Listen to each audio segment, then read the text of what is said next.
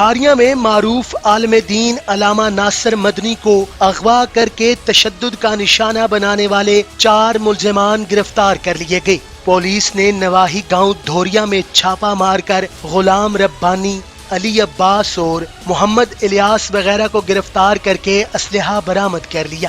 واضح رہے کہ گزشتہ دنوں رضوان نامی شخص نے علامہ ناصر مدنی کو اجوا ریسٹورنٹ کھاریاں دعوت پر بلایا، جہاں سے انہیں اغوا کر کے دھوریا ڈیرا پر لے جا کر تشدد کا نشانہ بنایا گیا اور برہنہ کر کے ویڈیوز بنائی گئیں۔ چیئرمین اجوا گروپ ساجد حسین نے نیوز الرٹ کو موقف دیتے ہوئے بتایا کہ اجوا ریسٹورنٹ پر علامہ صاحب نے اپنے دوستوں کے ہمراہ کھانا کھایا اور یہاں سے بخیر و عافیت اپنی منزل کی جانب چل دیے۔ علامہ صاحب 16 تاریخ کو شام تقریباً کوئی 8 بجے کے لگ بھگ ادھر آئے ہیں، تو دوست ان کے ساتھ تھے، کھانا انہوں نے کھایا اور کھانا کھانے کے بعد ادھر سے چلے گئے ہیں۔ اجوا سے تو وہ اپنے خیر خیریت سے چلے گئے ہیں، تو جو بھی وقوع ان کے ساتھ ہوا ہے اس کے بعد جانے کے بعد گڈنگا روڈ پہ بتا رہے ادھر ہوا ہے۔